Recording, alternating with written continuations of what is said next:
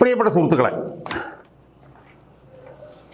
2015 March 23 നടന്ന ആ സംഭവം അത് നമുക്ക് മറക്കാൻ കഴിയുമോ സുഹൃത്തുക്കളെ?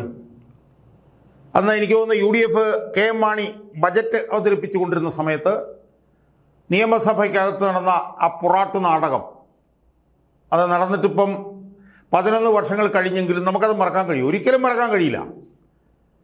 അന്ന് 5 MLA-മാരുടെ നേതൃത്വത്തിൽ നടന്ന നിയമസഭ തല്ലിപ്പൊളിച്ച സംഭവം, അന്ന് അവിടെ ശിവൻകുട്ടിയുടെ നേതൃത്വത്തിൽ നടന്ന സംഭവങ്ങൾ, അതൊക്കെ നമുക്ക് മറക്കാൻ കഴിയുമോ? അതായത് K. Ajith, KK Kunhammad, EP Jayarajan, CK Sadasivan, KT Jaleel മുതൽ ശിവൻകുട്ടി, തോമസ് ഐസക്കൊക്കെ ഉൾപ്പെടെ ആ നിയമസഭയ്ക്കകത്ത് നടത്തിയ താണ്ഡവം, ആ നിയമസഭ തല്ലിപ്പൊളിച്ചത്, അതിപ്പോഴും നമ്മുടെ മനസ്സിൽ നിന്ന് പോയിട്ടില്ല. പക്ഷെ ആ സംഭവത്തിൻ്റെ ഇപ്പോഴത്തെ അവസ്ഥ എന്താണ് എന്ന് നമ്മൾ ആരെങ്കിലും ചിന്തിച്ചിട്ടുണ്ടോ സുഹൃത്തുക്കളെ? 2015 നടന്ന് 2025 കഴിഞ്ഞ് 2026 പകുതിയായി, ഏതാണ്ട് 10-10.5 വർഷക്കാലമായി കാലത്തിന് മുമ്പ് നടന്ന ആ സംഭവത്തിൻ്റെ നിയമ നടപടികൾ എവിടം വരെ എത്തി എന്ന് കേട്ടാൽ നമ്മൾ അടി മുതൽ മുടി വരെ നമ്മൾ വിറച്ചു പോകും. അത് എൻ്റെ പ്രേക്ഷകരുമായി ബന്ധപ്പെട്ട് ഒന്ന് ചർച്ച ചെയ്യാൻ വേണ്ടിയിട്ടാണ് ഞാനിന്ന് ഈ വീഡിയോയിലൂടെ ശ്രമിക്കാൻ. സുഹൃത്തുക്കളെ, ആ കേസ്, ആ വിഷയം യഥാർത്ഥത്തിൽ ഉയർന്നു വരാനും അത് പിന്നീട് നിയമ നടപടികളിലേക്കൊക്കെ പോകാൻ കാരണം 2 വിവരാവകാശ പ്രവർത്തകരാണ്. അതിലൊരു പ്രധാനപ്പെട്ട ആൾ, എൻ്റെ ഏറ്റവും അടുത്ത സുഹൃത്തും ഞാൻ എൻ്റെ വീഡിയോകളിൽ കഴിഞ്ഞ കുറച്ച് ദിവസങ്ങളായി നിരന്തരമായി പറഞ്ഞുകൊണ്ടിരിക്കുന്ന മുരന്തൂക്കിൽ തോമസ്, MT തോമസും അദ്ദേഹത്തിൻ്റെ സുഹൃത്ത് പീറ്റർ മ്യാലിപ്പറമ്പിൽ എന്ന് പറഞ്ഞ 2 വിവരാവകാശ പ്രവർത്തകരാണ് യഥാർത്ഥത്തിൽ ഈ നിയമസഭ തല്ലിപ്പൊളിച്ച വിഷയം അതൊരു നിയമ നടപടിയിലേക്ക് പോകാൻ വേണ്ടിയിട്ട് പണിയെടുത്തിട്ടുള്ള 2 പേർ. അവരില്ലായിരുന്നുവെങ്കിൽ ആ കേസ് അവിടെ തീരുമായിരുന്നു. അതിൻ്റെ തുടക്കം തന്നെ യഥാർത്ഥത്തിൽ ഇവരെ കൊടുത്ത വിവരാവകാശവുമായി ബന്ധപ്പെട്ട് എനിക്കൊന്ന് മുരന്തൂക്കിൽ തോമസ് ഇത് സംഭവം നടന്നത് 2015 ജൂൺ 15 തന്നെ, മാർച്ച് 13 ഈ സംഭവം നടന്നത്. ജൂൺ 15 അദ്ദേഹം സ്പീക്കറുടെ ഓഫീസിന് അപേക്ഷ കൊടുത്തപ്പോഴാണ് എത്ര രൂപയുടെ വസ്തുക്കളാണ് തകർക്കപ്പെട്ടത് എന്നത് സംബന്ധിച്ച് അദ്ദേഹത്തിന് മറുപടി കിട്ടിയത്. 2,20,000 രൂപയുടെ നഷ്ടം ഉണ്ടായിട്ടുണ്ട്. സ്പീക്കറിൻ്റെ കസേര മുതൽ emergency lamp, mic unit, mic ഉൾപ്പെടെ അത്രയും നഷ്ടമുണ്ടായി എന്നുള്ള വിവരം കിട്ടി. അത് വലിയ പത്രവാർത്തയൊക്കെയായതിനെ തുടർന്ന് 2015 മാർച്ച് 14 തിരുവനന്തപുരത്ത് മ്യൂസിയം പോലീസ് സ്റ്റേഷനിൽ ലെജിസ്ലേച്ചർ സെക്രട്ടറി കേസ് രജിസ്റ്റർ ചെയ്തു. പിന്നീട് അന്വേഷണം ക്രൈംബ്രാഞ്ചിലേക്ക് പോയി. 2016 മാർച്ച് 21 ആയപ്പോഴത്തേക്കും CJM കോടതിയിൽ ക്രൈംബ്രാഞ്ച് അന്തിമ റിപ്പോർട്ട് നൽകി. 2016 മാർച്ച് 21. നമുക്കറിയാം 2015-16 May ഒക്കെ ആയപ്പോഴത്തേക്കും പിണറായി സർക്കാർ അധികാരത്തിൽ വന്നു. അതിനെ തുടർന്ന് കേസ് ഇങ്ങനെ വലിച്ച് നീട്ടിക്കൊണ്ടിരുന്നു. കാരണം എന്താണ്, ഇത് നടക്കുമ്പോൾ ഇതിൽ 5 MLA-മാർ പ്രതിപക്ഷത്തായിരുന്നുവെങ്കിൽ പിണറായി സർക്കാർ അധികാരത്തിൽ വന്നപ്പോൾ അവർ അധികാരികളായി മാറിയല്ലോ, അവർ ഭരണത്തിലേക്ക് വന്നല്ലോ. അങ്ങനെ കേസ് വലിച്ചു നീട്ടാൻ തുടങ്ങി. അത് കേസ് പരമാവധി വലിച്ചു നീട്ടിയത് എറണാകുളം CJM കോടതിയിലായിരുന്നു. അതിങ്ങനെ പോയിക്കൊണ്ടിരുന്നു. 2017 മാർച്ച് 19 ആയപ്പോഴത്തേക്കും ഈ കേസ് 2017 മാർച്ച് 19 ആയപ്പോഴത്തേക്കും അന്ന് MLA ആയിരുന്ന V. ശിവൻകുട്ടിയുടെയും തിരുവനന്തപുരം ക്രൈംബ്രാഞ്ച് SP-യുടെയും കത്തിൻ്റെ അടിസ്ഥാനത്തിൽ കോടതിയുടെ അനുമതിയോടുകൂടി കേസ് പിൻവലിക്കാൻ സർക്കാർ തീരുമാനിച്ചു. ഈ പൊതുമുതൽ നശിപ്പിച്ച ഈ കേസ് പിൻവലിക്കാൻ സർക്കാർ തീരുമാനിച്ചു. അതിൻ്റെ തുടർ നടപടികൾ നടന്നു. സർക്കാർ ആവശ്യമായിട്ടുള്ള നിർദ്ദേശം നൽകി. പബ്ലിക് പ്രോസിക്യൂട്ടർ ഇത് പിൻവലിക്കുന്നതുമായി ബന്ധപ്പെട്ടുകൊണ്ട് കോടതിയിൽ അപേക്ഷ നൽകി. ഈ ഘട്ടത്തിലാണ് ഇതിനെതിരെ മുരന്തോക്കിൽ തോമസും പീറ്റർ മ്യാലിപ്പറമ്പിലും അന്ന് എനിക്ക് തോന്നുന്നത് പ്രതിപക്ഷ നേതാവായിരുന്ന രമേശ് ചെന്നിത്തലയും 2018 ഓഗസ്റ്റ് 22 തടസ്സവാദം, ഇത് പിൻവലിക്കാൻ കഴിയില്ല എന്ന് പറഞ്ഞുകൊണ്ട് തടസ്സവാദം ഉന്നയിച്ച് അവർ അപേക്ഷ നൽകി. കേസ് എറണാകുളം പ്രത്യേക കോടതിയിൽ വന്നു. പക്ഷേ വീണ്ടും പല കാരണങ്ങൾ കൊണ്ട്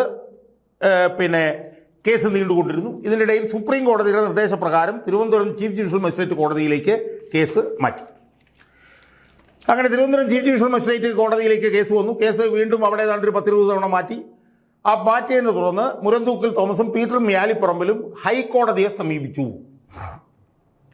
കേസിൽ ഹൈക്കോടതി ശക്തമായി ഇടപെട്ടിട്ട് VG അരുണിൻ്റെ ബെഞ്ച് ഇടപെട്ട് കേസ് അനിശ്ചിതമായി നീട്ടിക്കൊണ്ടുപോകാൻ പാടില്ല, പ്രതികൾ MLA ആയിരിക്കെ കേസ് ഇങ്ങനെ നീട്ടിക്കൊണ്ടുപോകുന്നത് നീതീകരിക്കാനാവില്ല എന്ന് പറഞ്ഞുകൊണ്ട് കേസ് പിൻവലിക്കാൻ പബ്ലിക് പ്രോസിക്യൂട്ടർ നൽകിയ ഹർജിയും തോമസും പീറ്ററും നൽകിയ ഹർജിയും 2 മാസത്തിനുള്ളിൽ തീർപ്പാക്കണം. എനിക്ക് തോന്നുന്നത് 2020 ആ കേസ് 2 മാസത്തിൽ തീർപ്പാക്കണം എന്ന് പറഞ്ഞ് 2020 ഓഗസ്റ്റ് 20 നിർദ്ദേശം നൽകി. തുടർന്ന് 22/9/2020 കേസ് പിൻവലിക്കാനുള്ള PP-യുടെ ഹർജി തിരുവനന്തപുരം CJM കോടതി തള്ളി. ആ കേസ് CJM കോടതി തള്ളുമ്പോൾ ശക്തമായിട്ടുള്ള പരാമർശം നടത്തിക്കൊണ്ടാണ് judge Thiruvananthapuram chief judicial magistrate കോടതി ജഡ്ജ് ആ കേസ് തള്ളിയത്. R. ജയകൃഷ്ണൻ 22/9/2020 അദ്ദേഹം അതിശക്തമായിട്ടുള്ള പരാമർശം നടത്തിക്കൊണ്ടാണ് അദ്ദേഹം ആ കേസ് തള്ളിയത്. അതായത് വളരെ വിശദമായിട്ടാണ്, എൻ്റെ വിശദാംശങ്ങളിലേക്ക് പോകുന്നില്ല, അതിൻ്റെ ജിസ്റ്റ് മാത്രം ഞാൻ പറയാം. അവസാനം ഇത് തള്ളാനുള്ള സർക്കാരിൻ്റെ അനുവാദം അംഗീകരിച്ചാൽ അത് സമൂഹത്തിന് തെറ്റായിട്ടുള്ളൊരു സന്ദേശമായിരിക്കും നൽകുക എന്ന് അദ്ദേഹം പറഞ്ഞു. If permission is granted to withdraw from the prosecution it is a wrong message to the society അദ്ദേഹം പറഞ്ഞു. I am inclined to presume that the application is filed without good faith and on external influence. ഞാൻ presume ചെയ്യുന്നത് ഇത് പിൻവലിക്കാനുള്ള അപേക്ഷ സതുദ്ദേശത്തോടു കൂടിയല്ല എന്നും പുറമേ നിന്നുള്ള സ്വാധീനത്തിൻ്റെ ഭാഗമായിട്ടാണ് എന്നും ഞാൻ പ്രിസ്യൂം ചെയ്യുന്നു. I am inclined to presume that the application is filed without good faith and on external influence. So I decline to give consent to withdraw from prosecution against accused. അതുകൊണ്ട് ഈ കേസ് പിൻവലിക്കാനുള്ള അനുവാദം ഞാൻ നൽകുന്നില്ല. ഇങ്ങനെ പറഞ്ഞുകൊണ്ടാണ് ആ ജഡ്ജ് 22/9/2022 ആ കേസ് പിൻവലിച്ചത്. മനസ്സിലായി? ഇത് തെറ്റായിട്ടുള്ള നിർദ്ദേശം കൊടുക്കും, ഇത് സതുദ്ദേശപരമല്ല, ഇത് എക്സ്റ്റേണൽ ഇൻഫ്ലുവൻസോട് കൂടിയാണ് എന്ന് പറഞ്ഞുകൊണ്ടാണ് 22/9/2020 R. ജയകൃഷ്ണൻ എന്ന് പറയുന്ന തിരുവനന്തപുരം ചീഫ് ജുഡീഷ്യൽ മജിസ്ട്രേറ്റ് കോടതിയിലെ ആ ന്യായാധിപൻ ആ കേസ് വിഡ്രോ ചെയ്യാനുള്ള അനുവാദം പിൻവലിച്ചത്. സുഹൃത്തുക്കളെ, അതിനുശേഷം പല ജഡ്ജിമാർ അവിടെ വന്നു. അവരെ പല പല വിധിന്യായങ്ങൾ 9/9/2021 ഇതുമായി ബന്ധപ്പെട്ടൊരു വിധിന്യായം വന്നു, അത് കോടതി തള്ളി. അങ്ങനെ 2-3 വിധിന്യായങ്ങളൊക്കെ അവിടെ വന്നു. സുഹൃത്തുക്കളെ, പിന്നീട് 2020 ഈ കേസ് പിൻവലിക്കണമെന്നുള്ള സംസ്ഥാന സർക്കാരിൻ്റെ ആവശ്യം R. ജയകൃഷ്ണൻ എന്ന് പറഞ്ഞ തിരുവനന്തപുരം ജുഡീഷ്യൽ മജിസ്ട്രേറ്റ് കോടതിയിലെ ജഡ്ജ് ഇത് തള്ളിയതിന് ശേഷമുണ്ടായ സംഭവങ്ങൾ സത്യം പറഞ്ഞാൽ ഞെട്ടിപ്പിക്കുന്നതാണ്. നമ്മൾ ആലോചിക്കണം കാരണം എനിക്ക് സൂചിപ്പിക്കും. കാരണം ഇതെന്താ യഥാർത്ഥ സംഭവം? എന്താ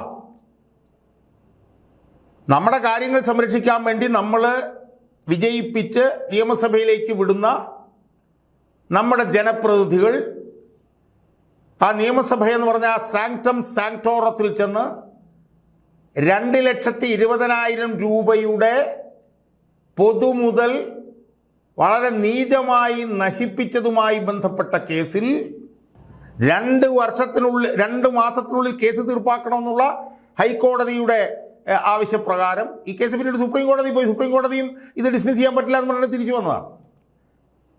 യഥാർത്ഥത്തിൽ ഈ കേസിൽ പെട്ടെന്ന് തീർപ്പുണ്ടാക്കണമെന്ന് പറഞ്ഞ് മുരുന്തോക്കിൽ തോമസും പീറ്റർ മേലിപ്പറമ്പിലും ഹൈക്കോടതിയിൽ പോയത് ഈ കേസ് അനാവശ്യമായി ഏതാണ്ട് 10-20 തവണ നീട്ടിവെച്ചപ്പോഴാണ് അവർ ഹൈക്കോടതിയിൽ പോയത്. അതിനെ തുടർന്നാണ് ഈ കേസ് 2 മാസത്തിൽ തീർപ്പാക്കണം എന്ന് പറഞ്ഞിട്ട് അത് തിരുവനന്തപുരം ചീഫ് ജുഡീഷ്യൽ മജിസ്ട്രേറ്റ് കോടതിയിലേക്ക് വന്നത്. വളരെ ഗുരുതരമായിട്ടുള്ള കേസാണെന്ന് ഞാൻ നേരത്തെ സൂചിപ്പിച്ചു. ആ കേസിൻ്റെ ഇപ്പോഴത്തെ അവസ്ഥ എന്താണെന്നറിയാമോ സുഹൃത്തുക്കളെ? അതിഭീകരമാണ് എന്ന് നമ്മൾ ആലോചിച്ച് നോക്കുകയാണ്.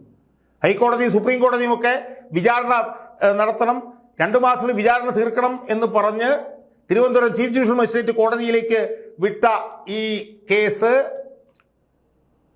2020-നും 2026 6-ാം മാസത്തിനും ഇടയിൽ കേട്ടാൻ ഞെട്ടിപ്പോവും 131 തവണയാണ് സുഹൃത്തുക്കളെ മാറ്റിവെച്ചത്. 131 തവണ, 1-2 തവണയല്ല. നമ്മൾ ലാവ്ലിൻ കേസുമായി ബന്ധപ്പെട്ടിട്ടുള്ളത് നമ്മൾ 40 തവണ 50 തവണ എന്നൊക്കെ നമ്മൾ കേട്ടിട്ടുണ്ടല്ലോ. അതിനെയൊക്കെ കടത്തി വെട്ടുന്ന നിലയിൽ 131 തവണയാണ് തിരുവനന്തപുരം ചീഫ് ജുഡീഷ്യൽ മജിസ്ട്രേറ്റ് കോടതിയിൽ കേസ് മാറ്റിവെച്ചത്. അവസാനം മാറ്റിവെച്ചത് 22/6/2026 അതിനുശേഷം മാറ്റിവെച്ചിട്ടുണ്ടോ എന്നുള്ളത് പരിശോധിക്കണം. 2021 18 തവണ മാറ്റിവെച്ചു, 2022 14 തവണ മാറ്റിവെച്ചു, 2023 25 തവണ മാറ്റിവെച്ചു, 2024 25 തവണ മാറ്റിവെച്ചു, 2025 40 തവണയാണ് മാറ്റിവെച്ചിരിക്കുന്നത് സുഹൃത്തുക്കളെ. 40 തവണ 12 മാസത്തിനുള്ളിൽ, അതായത് ഒരു മാസം ഏതാണ്ട് 3 തവണയിൽ കൂടുതൽ.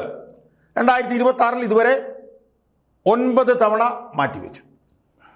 മൊത്തത്തിൽ 2019 ചീഫ് ജുഡീഷ്യൽ മജിസ്ട്രേറ്റ് കോടതി എറണാകുളത്തേക്ക് ഈ കേസ് വന്നതിനും ഇപ്പോൾ 2026 6 മാസത്തിനിടയിൽ ഈ കേസ് മൊത്തത്തിൽ മാറ്റിവെച്ചത് 158 തവണ. നമ്മളൊന്ന് ആലോചിച്ച് നോക്ക്, നമ്മുടെ നിയമവ്യവസ്ഥയുടെ അവസ്ഥ എന്താ സുഹൃത്തുക്കളെ. 2 മാസത്തിനുള്ളിൽ തീർപ്പാക്കണമെന്ന് പറഞ്ഞ് 2020 മജിസ്ട്രേറ്റ് കോടതിയിലേക്ക്, ചീഫ് ജുഡീഷ്യൽ മജിസ്ട്രേറ്റ് കോടതിയിലേക്ക് സുപ്രീം കോടതി വിട്ടൊരു കേസാണ് ഈ കേസ്. ഈ കേസ് കഴിഞ്ഞ 6-7 വർഷത്തിനുള്ളിൽ 158 തവണ മാറ്റിവെക്കുമ്പോൾ നമ്മുടെ നിയമവ്യവസ്ഥയെക്കുറിച്ച് ജനങ്ങൾക്ക് കിട്ടുന്ന സന്ദേശം എന്താ സുഹൃത്തുക്കളെ? ഈ കേസ് തള്ളിക്കളയണമെന്ന് പറഞ്ഞിട്ടുള്ള വിധി വന്നപ്പോഴത്തേക്കും ആ ജഡ്ജി അവസാനം പറഞ്ഞെന്താ? ഇത് കേസ് തള്ളിയാൽ സമൂഹത്തിന് തെറ്റായ നിർദ്ദേശം പോവും, ഇത് സതുദ്ദേശപരമല്ല, ഇത് എക്സ്റ്റേണൽ ഇൻഫ്ലുവൻസിൻ്റെ ഭാഗമാണെന്ന് പറഞ്ഞുകൊണ്ടാണ് ഈ കേസ് ഡിസ്മിസ് ചെയ്യാൻ വേണ്ടിയിട്ട് ശിവൻകുട്ടിയും അന്നത്തെ സർക്കാരും കൊടുത്ത കേസ് 2020 തള്ളിയത് ചീഫ് ജുഡീഷ്യൽ മജിസ്ട്രേറ്റ് കോടതി. എന്നാൽ നിർഭാഗ്യവശാൽ ആ കോടതി തന്നെ, അറിഞ്ഞുകൊണ്ടാണെന്നൊന്നും ഞാൻ പറയുന്നില്ല, ആ കോടതിയിൽ ഈ കഴിഞ്ഞ 6-7 വർഷക്കാലമായി ഈ കേസ് 158 തവണ മാറ്റിവെച്ചു എന്ന് പറയുമ്പോൾ ഈ സാധാരണക്കാരൻ പിന്നെ എവിടെ പോയി, ഏത് വാതിലും മുട്ടും സുഹൃത്തുക്കളെ? നമ്മളൊന്ന് ആലോചിച്ച് നോക്ക്, എവിടെ പോവും ഞങ്ങൾ പിന്നെ? ഞാൻ പല വീഡിയോകളിലും പറഞ്ഞ പോലെ അവസാനത്തെ ആലയം sentinel in the Q I എന്നൊക്കെയാണ്, watchful guardian of the fundamental rights of the people. സാധാരണ ജനങ്ങളുടെ മൗലികാവകാശത്തെ ജാഗ്രതയോടുകൂടി സംരക്ഷിക്കുന്ന കോടതികളിൽ ജനപ്രതിനിധികൾ നിയമനിർമ്മാണ സഭയായിട്ടുള്ള നിയമസഭയിലെ ലക്ഷക്കണക്കിന് രൂപയുടെ പൊതുമുതൽ നശിപ്പിച്ച കേസ് അത് അന്തിമമായി വിചാരണ ചെയ്യപ്പെടേണ്ട തിരുവനന്തപുരം ചീഫ് ജുഡീഷ്യൽ മജിസ്ട്രേറ്റ് കോടതിയിൽ അല്ലെങ്കിൽ ചീഫ് ജുഡീഷ്യൽ മജിസ്ട്രേറ്റ് കോടതിയിൽ 158 തവണ, അതിൽ തിരുവനന്തപുരം ചീഫ് ജുഡീഷ്യൽ മജിസ്ട്രേറ്റ് കോടതിയിൽ തന്നെ 131 തവണ മാറ്റിവെക്കുന്നു എന്ന് പറയുന്നത് എത്ര ഭീകരമായിട്ടുള്ളൊരവസ്ഥയാണ് എന്ന് നമ്മളൊന്ന് ആലോചിച്ച് നോക്കുക. നിയമസഭയിലെ ജനപ്രതിനിധികൾ ചെയ്തതാണ് ഈ കേസ്, ചെയ്ത പണിയാണിത്. ജനപ്രതിനിധികൾ അവർ ചെയ്ത ഈ കേസ് ഇങ്ങനെ മാറ്റിവെച്ച് പോകുന്നു എന്ന് പറയുമ്പോൾ ഇവിടെ എന്ത് ഭരണഘടനയാണ് സുഹൃത്തുക്കളെ ഇവിടെ നിലനിൽക്കുന്നത്? എന്തിനാണ് ഭരണഘടനയിൽ നിയമവ്യവസ്ഥ ഉണ്ടാക്കിയത്? സാധാരണ ജനങ്ങൾക്ക് നീതി നൽകാൻ വേണ്ടിയിട്ടല്ലേ? ആലോചിച്ച് നോക്കുക. നമ്മൾ നിയമസഭയിൽ 2,20,000 രൂപയുടെ പൊതുമുതൽ നശിപ്പിച്ച കേസ് 158 തവണയായിട്ട് ഇങ്ങനെ നീണ്ടു പോവുകയാണ്. ഞാൻ എന്താണ് ഇതിനെക്കുറിച്ച് കൂടുതൽ പറയേണ്ടത് എന്ന് എനിക്കറിയില്ല. വല്ലതൊക്കെ വാരി വലിച്ച് പറഞ്ഞു പോയി കഴിഞ്ഞാൽ അത് വീണ്ടും കോടതിയെ ലക്ഷ്യമാകുകയും ഞാൻ പിന്നെ കോടതിയിൽ കൂട്ടിക്കയറി നിൽക്കുകയും ചെയ്യേണ്ടി വരിക എന്നുള്ളത് മാത്രമേ അതിനകത്ത് ഉണ്ടാവുള്ളൂ എന്നുള്ളത് കൊണ്ട് ഞാൻ കൂടുതൽ ഇതിനകത്തേക്കൊന്നും ഞാൻ പോകുന്നില്ല. ഞാൻ എൻ്റെ പ്രേക്ഷകരുടെ മുന്നിലേക്ക് ഈ വിഷയം നിങ്ങളുടെ ചിന്തയിലേക്ക് ഞാൻ ഇടുകയാണ്. അതുകൊണ്ട് എനിക്ക് തിരുവനന്തപുരം ജുഡീഷ്യൽ മജിസ്ട്രേറ്റ് കോടതിയോട് എനിക്ക് വിനയപുരസ്സരം പറയാനുള്ളത്,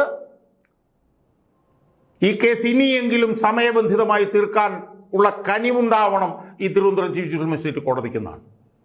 കാരണം അല്ലെങ്കിൽ നിയമവ്യവസ്ഥയെക്കുറിച്ച് ജനങ്ങളുടെ ഇടയിൽ പരമപുച്ഛം മാത്രമേ തോന്നൂ എന്ന് മാത്രമേ ഞാൻ ഈ അവസരത്തിൽ പറയാൻ ഉദ്ദേശിക്കുന്നു.